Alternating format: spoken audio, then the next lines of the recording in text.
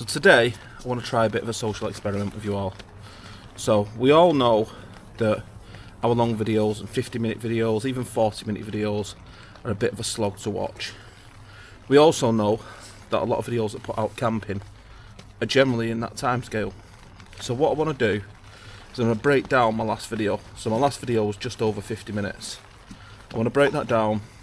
I'm going to try and get it into a 15-minute video, and I'd like you all to comment and just let me know what you prefer. Does a 15-minute video suit you more, or do you prefer them long form 50-minute or hour-long videos?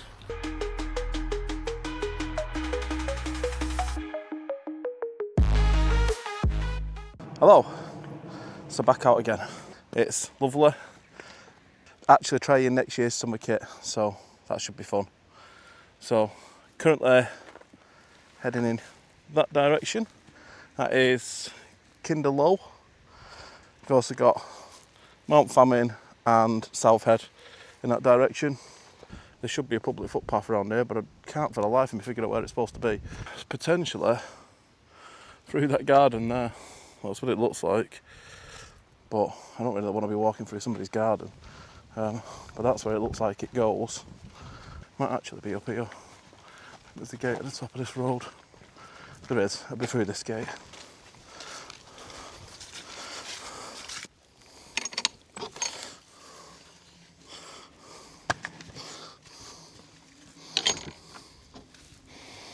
So in all my wisdom, and with my lack of fitness at the minute, I've just walked right up to the top of there, and that's the wrong hill.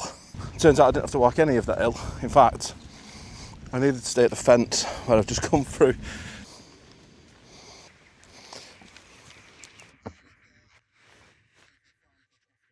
I am blowing a bit, as you can tell. Very unfit at the minute because I've not been able to get out. But there's worse things in the world, so I don't know if I'm going to make it with sunlight. It's taken me a lot longer to hike up than I was expecting, but I'm out. It's absolutely killing me, but we are getting a camping. I can't get my head around just how unfit I've got with not being out for like 4 weeks. And don't get me wrong, right?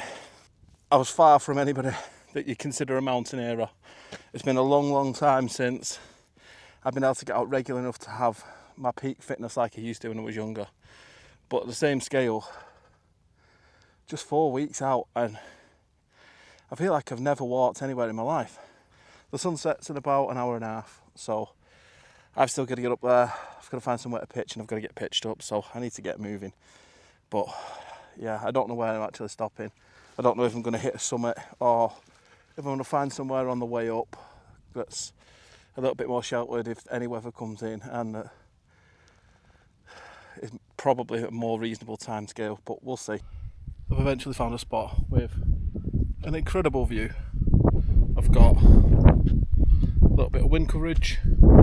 It's fairly windy up here, windier than was supposed to be. But yeah, it's a lovely little spot, nice and flat, a little bit of coverage. Where I wanted, somebody's already there. It's not a place I've camped before. Lovely view of the moon just over there, right down into the valley, right the way over, so I'm happy enough with that. So what I'll do is now, I'll set the camera up, I'll set all my gear up, I'll time lapse that, and yeah, happy days.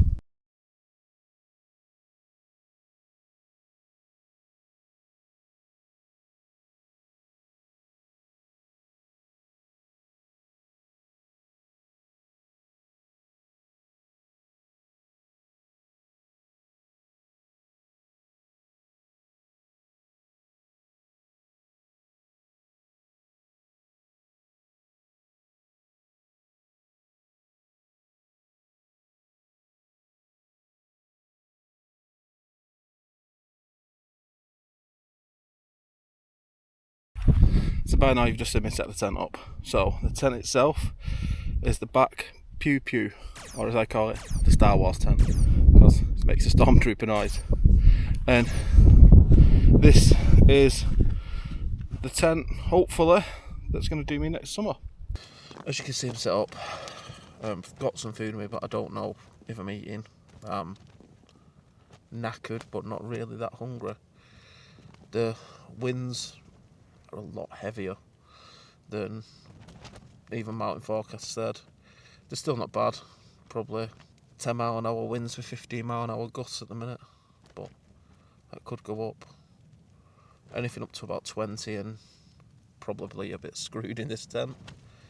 I also came to the realisation that I haven't seam sealed the tent yet. Generally after I get it set up for a bit of an unboxing and a review, that I'll seam seal it.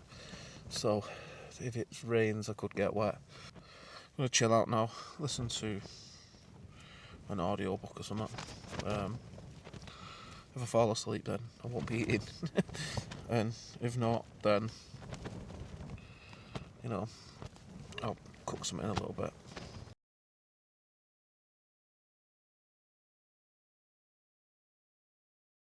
I'm about to make myself a hot drink.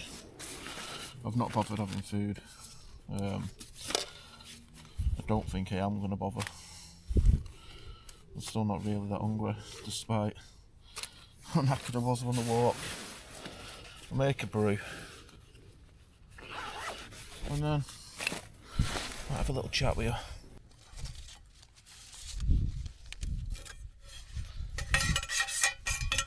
Has anybody ever seen water that clear in the Peak District? Got that over a river before, I've not even filtered it yet.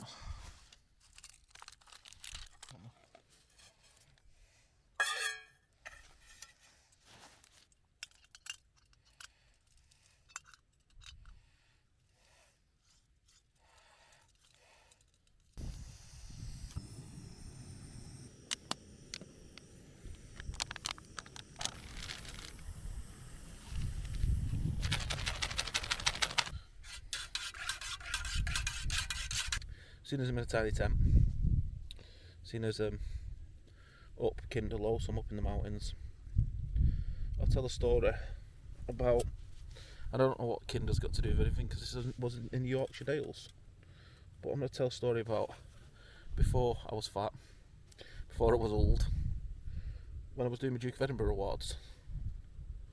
And we goes out to do our Duke of Edinburgh. We plans the route, do 3 days worth of hiking. So day one, gets it in the bag, does a shorter hike the first day, get ourselves into it. A couple of girls that was in our group had never hiked before. You know, it was just get your feet on the ground, get into it, get back early, and then get a big one in on day two. So we set stuff out, smashes all our targets day one.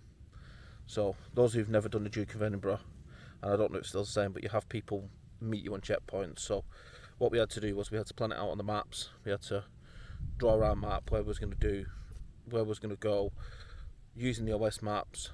Now, the people who did ours had some questionable rules, and they said these rules were in place because if you was actually out hiking and doing multi-days, then you wouldn't do these things. So one of them they had was you had to stick to your routine, stick to your budget, stick to your time scales. You've got people meeting you at these checkpoints. It's just the same as like coming out, camping up on an hill and sharing your location with somebody and telling them when you're going to be back. The idea is that people know where you are, and then if you get lost they know where to look. The concerns I had was when we set off on day two, the campsite that they chose to take us to, they had no water. We goes to set off and we were setting off early, so we were packed down and ready to go. Now I think we were doing probably about 16, 17 miles on day two. It was quite a long hike. I've got two inexperienced hikers with me. He speaks to the people teaching our Duke of Edinburgh, and he says to us that we need to set off. So we questioned it. I said, we've got no water, we can't set off without water. No, this is the middle of summer. I didn't add that bit, but it's the middle of summer, so it's dead hot. So they insist that we have to do it, which is fine. You know, it is what it is. Now this is back in the days before any real filtration device that you took with you. What you did have, you had the purification tablets.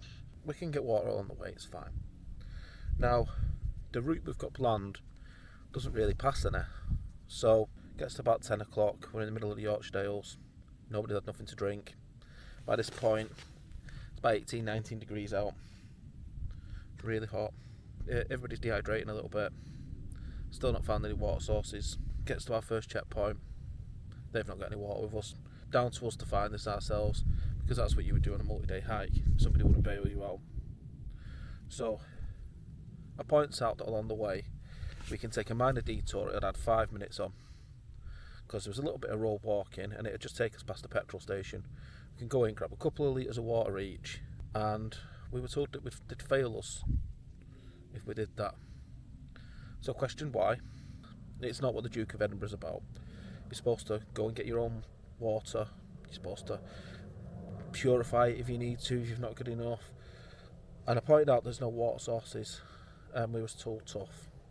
So anyway, we carries on through, gets to about 11ish, something like that. We're at this point probably about the halfway mark, so we're probably good 7 or 8 miles in. And one of the girls that's with us passes out. Now, no mobile phones back then, and even if there was, there wouldn't have been any coverage or any signal. So we've got to take this girl with us. We're in the middle of nowhere, there's nobody we can get for help. So my brother, he gets this girl on his shoulders, while I've got her entire pack, including camping gear and everything, on mine. So we get her to the next checkpoint, which knows about 2.5 miles away. And when we get to the checkpoint, there's still no water for us. And we points out that this girl's passed out, clearly got heat stroke. And we was told that if she doesn't finish it, and we don't finish as a group, we fail. And they wouldn't take her.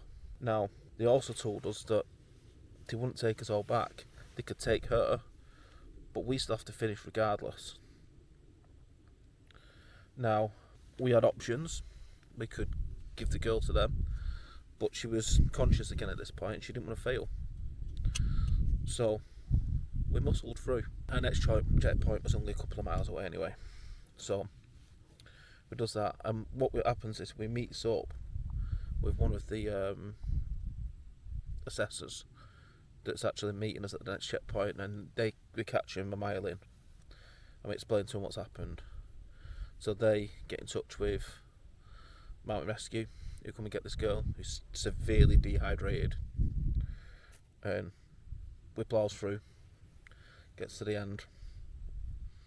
We get to the next checkpoint with him, signs in, still no water for us. And this person was alright, but explained to him the situation with the water, and it's ridiculous.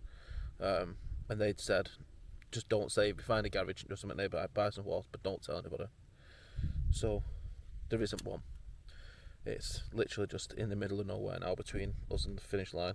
We get to about 2:30, and we've still got no water. We're all feeling a bit queasy, bit heat stroke, and we find a body of water. It's one of them things that a lot of people wouldn't admit to, but we essentially drunk cow piss. So this body of water was very still in the middle of some farmland, the field full of cows and sheep. It was not clean.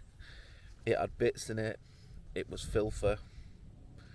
And we stopped and we boiled it, despite the fact this was going to make us late, despite the fact that this risked us failing our Duke of Edinburgh. We drank it and we finished. We carried on, we got to the end, and we actually finished on time, and we got through it. And then I spent the next 3 weeks the most ill I've probably ever been in my life. I didn't hike or camp again for a long, long time after this. How is that what the Duke of Edinburgh embodies? You know, it's something I'd love my daughter to do, but I'm hoping things have changed, because there's a degree of trauma there. I didn't camp for over 10 years, but yeah, crazy times. About 10:05, so it's actually a respectable time to go to sleep, I suppose. So I might try and get some Zeds.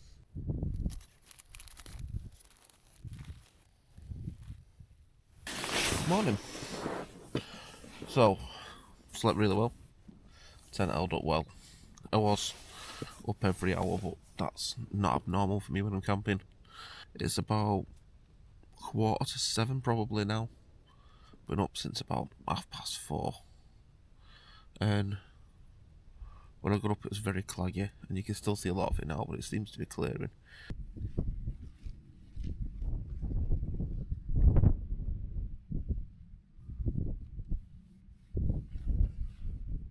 It is still quite windy. I'll give you one last look at Edale Rocks before I set off down. The original plan for last night was to be camping actually inside the rocks, but there was somebody already there, so that's how I ended up finding a little spot I got, and I really landed on my feet because I had the view right down the valleys, which was lovely. I was dropped into a little bit of a ditch, so it gave me a bit of protection from the wind, which was coming from the side where Edale Rocks was, so that was protecting me as well. So yeah, all in all, a good, successful camp. So there's a good few miles ahead of me, and then I can rest for a bit.